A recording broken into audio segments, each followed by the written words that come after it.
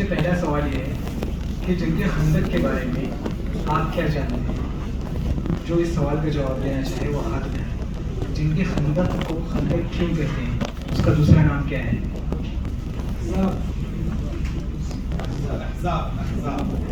سورۃ کیوں کہتے ہیں؟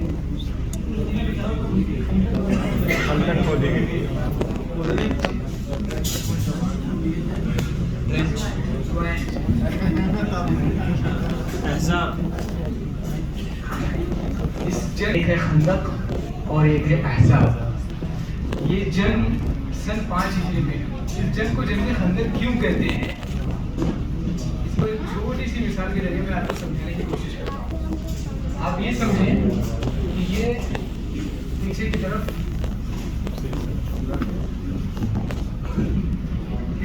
طرف مدینہ ہے اور جہاں میں کھڑا ہوا ہوں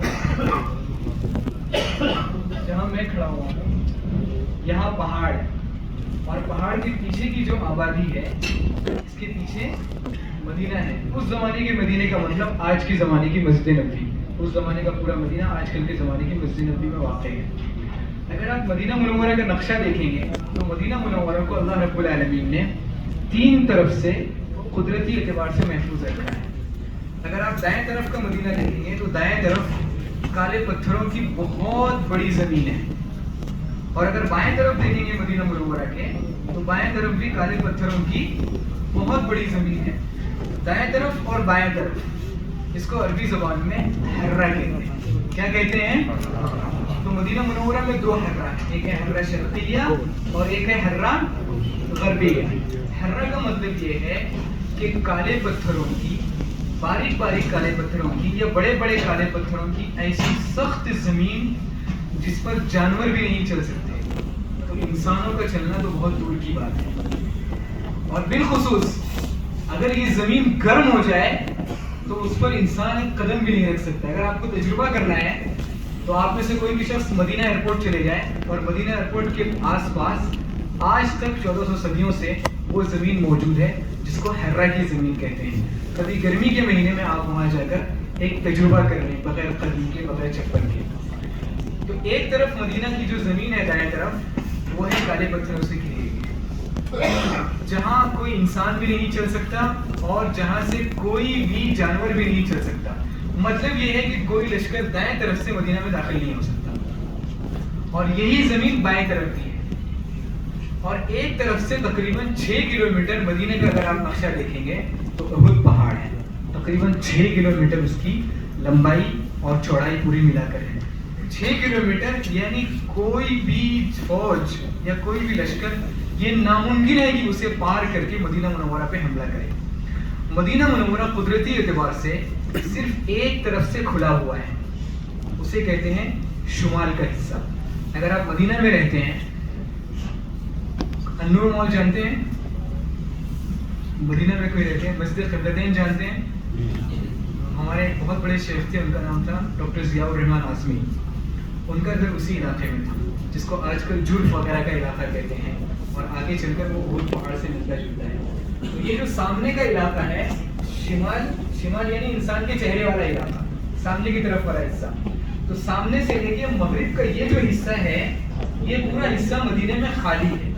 پرانے زمانے میں یہیں سے کوئی بھی قافلہ مدینے میں انٹری لیتا تھا. جنگ احد میں کفار مکہ اسی راستے سے آئے تھے اور جنگ خندق میں بھی اسی راستے سے آئے تھے. اور اللہ کے نبی صلی اللہ علیہ وسلم کی ذہانت دیکھیے کہ اللہ کے نبی صلی اللہ علیہ وسلم نے جب مکہ سے مدینہ منورہ ہجرت کی تو آپ نے اس راستے کا انتخاب نہیں کیا. کیوں؟ کوئی جواب دے سکتا ہے؟ کیونکہ کفار مکہ ان کا پیچھا نہ کرے. کیونکہ وہ ایک عام راستہ تھا, ہر شخص کو وہ راستہ پتا تھا. اور اللہ کے نبی صلی اللہ علیہ وسلم ہجرت کے راستے میں انتہائی احتیاط سے کام لینا چاہتے تھے. اس لیے اللہ کے نبی صلی اللہ علیہ وسلم نے اس راستے سے مدینہ میں داخلہ نہیں لیا جس راستے سے عام طور سے قافلے انٹری لیتے ہیں. ایک پیچھے کے راستے سے آئے, جنوبی راستے سے. جنوبی راستے کا مطلب یہ ہے کہ مسجد قباء والا راستہ. حتیٰ کہ جب آپ صلی اللہ علیہ وسلم مکہ سے ہجرت کرنے کی ابتدا کی اللہ کے نبی صلی اللہ علیہ وسلم نے, تب بھی اللہ کے نبی صلی اللہ علیہ وسلم دوسری سمت میں چلے. مثال کے طور سے آپ ہم میں سے ہر شخص مکہ گئے ہوں گے, الحمدللہ, کھانے کا بعد دیکھا ہوگا. جس راستے سے آج بھی ہم انٹری لیتے ہیں مدینہ منورہ سے جانے کے لیے، اور ملک فہد پیر جانتے ہیں آپ، جو کلاک ٹاور ہے،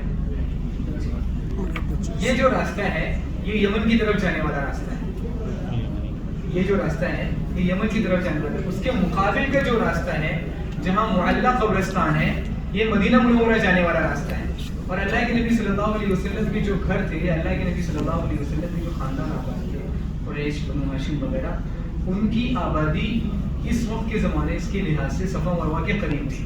تو ہونا تو یہ چاہیے تھا کہ صفا مروہ سے جو معلّہ ہے، جس کو آج کل غزہ کہتے ہیں یا معلّہ قبرستان ہے، وہ نزدیک ہے۔ اللہ کے نبی صلی اللہ علیہ وسلم کو وہ راستہ اختیار کر کے سیدھا سیدھا مدینہ جانا چاہیے تھا ہجرت کے موقع پہ، لیکن اللہ کے نبی صلی اللہ علیہ وسلم نے ایسا نہیں کیا۔ اللہ کے نبی صلی اللہ علیہ وسلم کا گھر یہاں تھا، تو اللہ کے نبی صلی اللہ علیہ وسلم پلٹ کے اس طرح سے حضرت ابوبکر کے گھر پہ آئے۔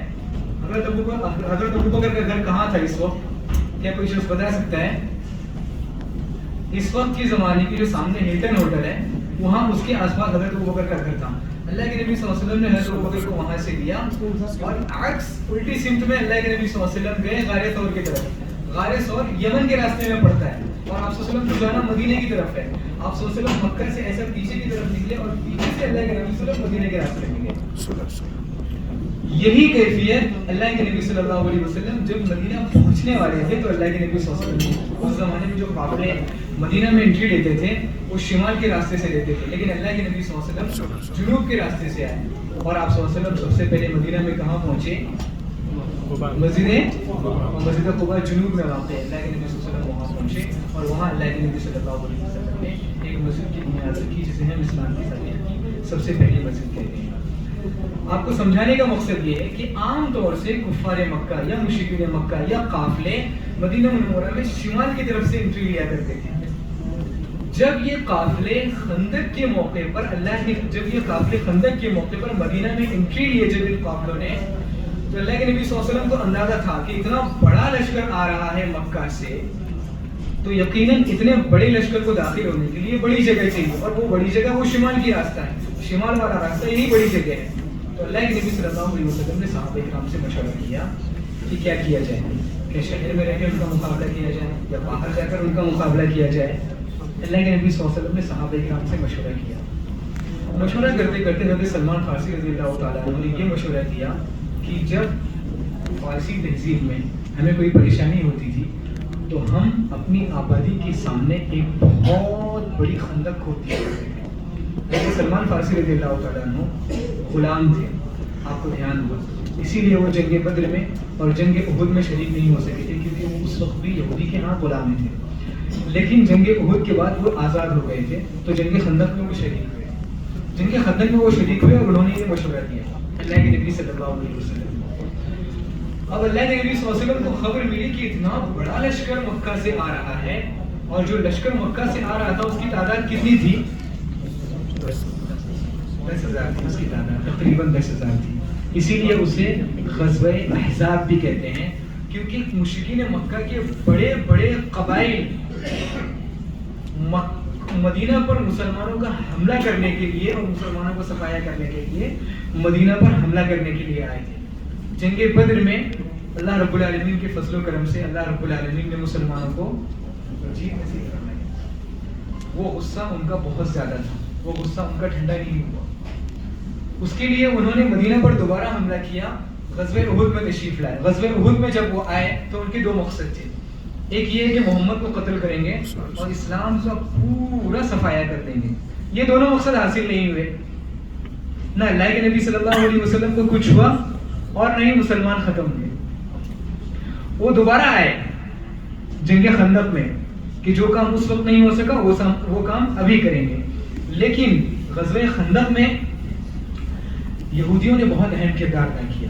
وہ کردار یہ تھا کہ غزوہ خندق سے پہلے یہودیوں نے غداری کی تھی۔ یہودیوں کے تین بڑے قبیلے مدینہ منورہ میں رہتے تھے، ایک بنو قینقاع، ایک بنو نذیر اور ایک بنو قریظہ۔ تو بنو نذیر جن کو اللہ کے نبی صلی اللہ علیہ وسلم نے مدینہ سے جلاوطن کر کے خیبر کی طرف بھیجا تھا، انہوں نے اپنی اس حسد اور اپنی اس آگ کا بدلہ نکالنے کے لیے انہوں نے مشرکین مکہ کو بھڑکایا کہ سب مل کر اللہ کے نبی صلی اللہ علیہ وسلم اور مسلمانوں پر حملہ کرتے ہیں. اور مدینہ میں جو یہودی موجود ہیں, سب سے بڑا قبیلہ یہودیوں کا مدینہ منورہ میں اس وقت جو موجود تھا, اسے کہتے ہیں یہود بنو قریظہ. آج بھی ان کی آبادی ہے یا ان کے جو علاقے ہیں وہ مسجد قباء سے قریب ہیں. وہ وہاں سے ساتھ دیں گے اور یہاں سے مشرکین مکہ مسلمانوں پہ حملہ کریں گے.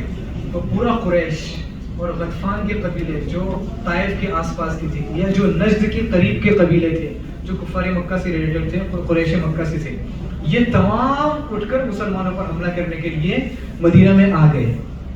اسی لیے اسے غزوہ احزاب کہتے ہیں. حزب عربی زبان میں گروہ کو کہتے ہیں, اور جو بہت سارے گروہ ہو جائیں تو انہیں کیا کہتے ہیں؟ احزاب کہتے ہیں.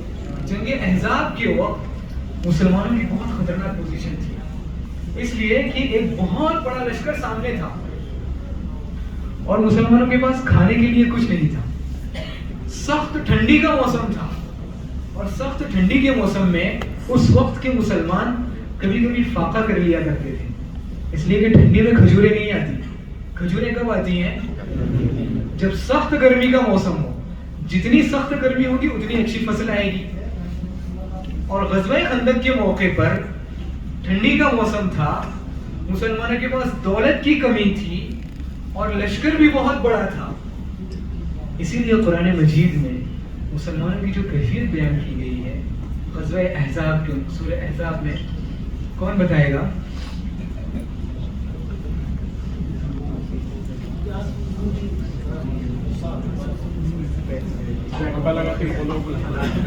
مسلمانوں کی جو نفسیاتی کیفیت اللہ رب العالمین نے جو نقشہ کھینچا ہے کہ یہ جو پوری کیفیت تھی,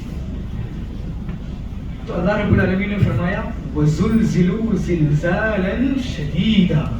مسلمان ہلا دیے گئے تھے ایک دم کہ اب کیا ہوگا, کیونکہ سامنے 10,000 کا بڑا لشکر ہے اور پیچھے کی طرف وہ یہودی قبیلہ جو یہودیوں کا سب سے بڑا قبیلہ تھا, یہود بنو قریظہ, جن سے اللہ کے نبی صلی اللہ علیہ وسلم کا یہ معاہدہ تھا کہ اگر تم پر کوئی پریشانی آئی تو ہم تمہارا ساتھ دیں گے, اور ہم پر کوئی پریشانی آئی تو تم ہمارا ساتھ دینا.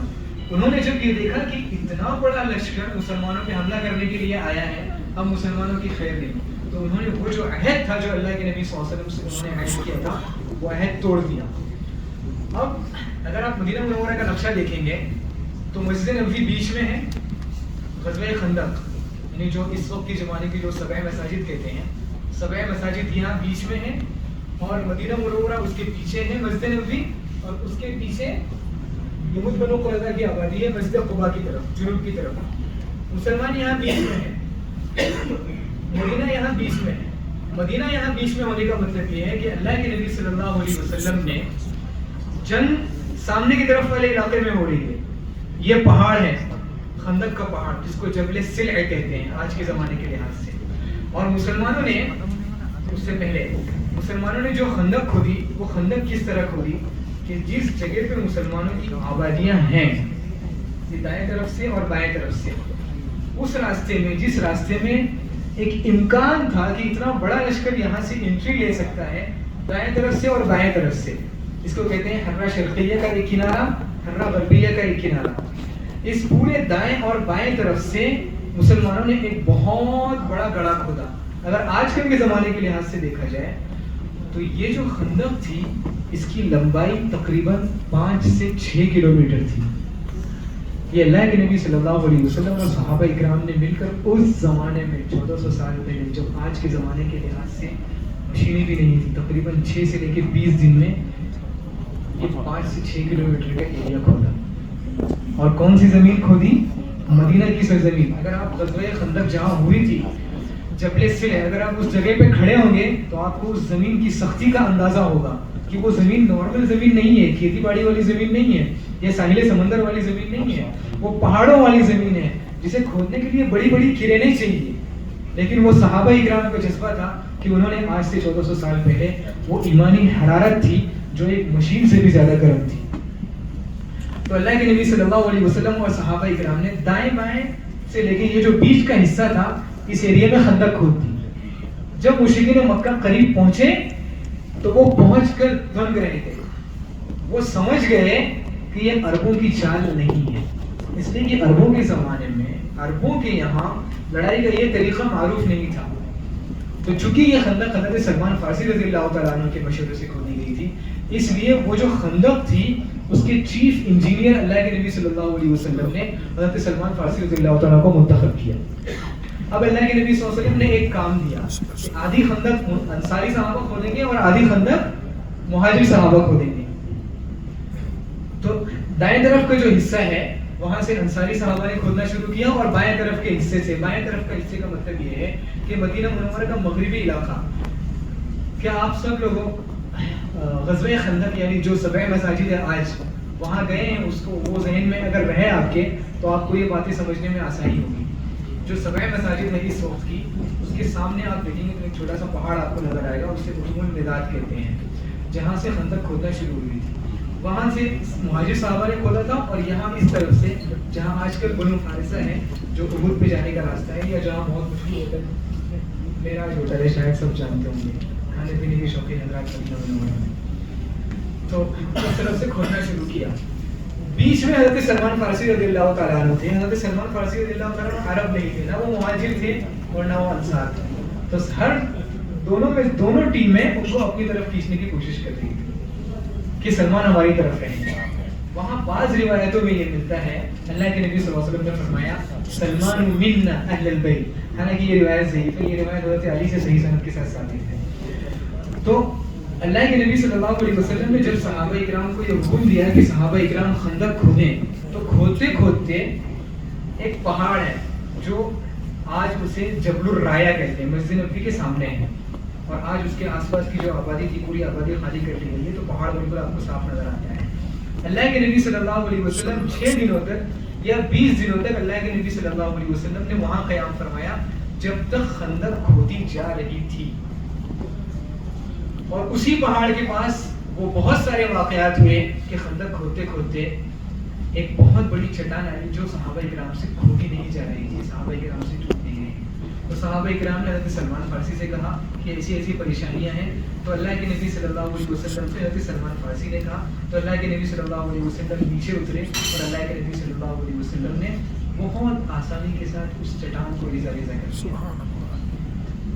تو جب خندق کھودی جا رہی تھی تو اللہ کے نبی صلی اللہ علیہ وسلم جبل الرایا پر موجود تھے, اور جب خندق کھود گئی, جب پورا کام مکمل ہو گیا, تو اللہ کے نبی صلی اللہ علیہ وسلم جو آج کے زمانے کے لحاظ سے جو 7 مساجد ہیں جس کو جبل خندق کہتے ہیں یا مسجد خندق کہتے ہیں, اللہ کے نبی صلی اللہ علیہ وسلم وہاں تشریف لے آئے.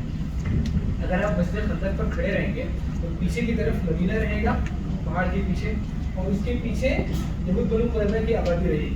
یہود بنو قریظہ کی جو آبادی ہے وہ مدینہ میں جنوب کی طرف آبادی ہے, اور جنوب کی طرف والی جو آبادی ہے وہ ہلکا سا نچلا حصہ ہے. اسی لیے اللہ رب العالمین نے قرآن مجید میں فرمایا کہ جاءوکم من فوقکم ومن اسفل منکم, کہ مسلمان بیچ میں تھے, پیچھے کی طرف سے بھی دشمن تھے اور سامنے کی طرف سے بھی دشمن تھے. مسلمانوں نے کیا کیا, مسلمانوں نے اپنی جو خواتین تھی یا بچے تھے انہیں مدینہ کی آبادی میں محفوظ کر دیا. مدینہ کی آبادی کا مطلب آج کل کے زمانے کی مسجد نبوی. تو جب خندق کے قریب پہنچے جب خندق کے قریب مشرکین مکہ پہنچے تو وہ خندق سے آگے نہیں بڑھ پائے. کچھ لوگوں نے کوشش کی کہ وہ خندق کو کراس کریں, خندق کو پار کریں, لیکن خندق اتنی گہری کھودی گئی تھی کہ اگر کوئی گھوڑا اندر گر جائے تو وہ دوبارہ اٹھ نہ پائے, یعنی اگر کوئی شخص اندر گر جائے تو وہ اٹھ نہ پائے. اور اتنی چوڑی کھودی گئی تھی کہ ایک تیز اور صحت مند گھوڑا اسے کود کر کراس نہ کر سکے. یہ آج سے 1400 سال پہلے کی بات ہے, اور اتنی لمبی کھودی گئی تھی کہ وہاں سے مشرکین مکہ کا داخلہ ناممکن ہو. تو ابھی ہمارے رحمت بھائی نے جس پوائنٹ کی طرف اشارہ کیا کہ غزوہ خندق یہ ٹیم ورک کی بہت بڑی مثال ہے کہ کس طرح صحابہ اکرام نے آپس میں مل جل کر اتنے بڑے پروجیکٹ کو ایک ناممکن سے حالات میں بہت مختصر سی مدت میں مکمل کیا. یہ ٹیم ورک کی بہت بڑی نشانی ہے, یہ ٹیم ورک کی بہت بڑا ثبوت, یہ ٹیم ورک کا بہت بڑا ثبوت ہے. اگر آج مسلمان اس فکر کو لے کر ٹیم ورک کرنا شروع کریں, اللہ رب العالمین کی دعوت کی خاطر, دین کی خاطر مل جل کر کام کریں, تو بعید نہیں کہ ہم ایک اچھا نتیجہ نہ حاصل کر سکیں. اسی غزوے کی ایک دوسری سب سے بڑی، اس غزوے سے ایک دوسرا سب سے بڑا سبق ملتا ہے جو ہمیں قائد کی صورت میں ملتا ہے.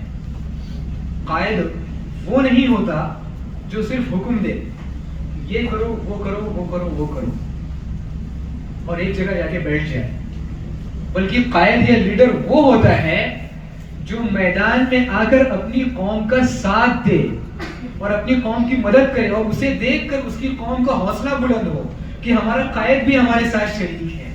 تو اس قوم کا حوصلہ بلند ہوگا، اس سے اس قائد کا تواضع، اس سے اس قائد کے تواضع کا اندازہ ہوگا. اللہ کے نبی صلی اللہ علیہ وسلم غزوہ خندق میں خود شریک ہوئے، خود کلاڑی لی، زمین توڑی. اللہ کے نبی صلی اللہ علیہ وسلم نے صحابہ اکرام کی مدد فرمائی. یہ ایک بہترین قائد کی مثال ہے کہ بہترین قائد صرف حکم نہیں دیتا بلکہ اس حکم پر عمل بھی کرتا ہے. باتیں بہت زیادہ ہیں اور مجھے صرف 10 منٹ کا موقع دیا گیا ہے، اس وجہ سے میں اجازت چاہتا ہوں. اللہ رب العالمین سے دعا ہے کہ وہ ہمیں سیرت نبوی کو سمجھنے کی اور اس پر عمل کرنے کی توفیق عطا فرمائے.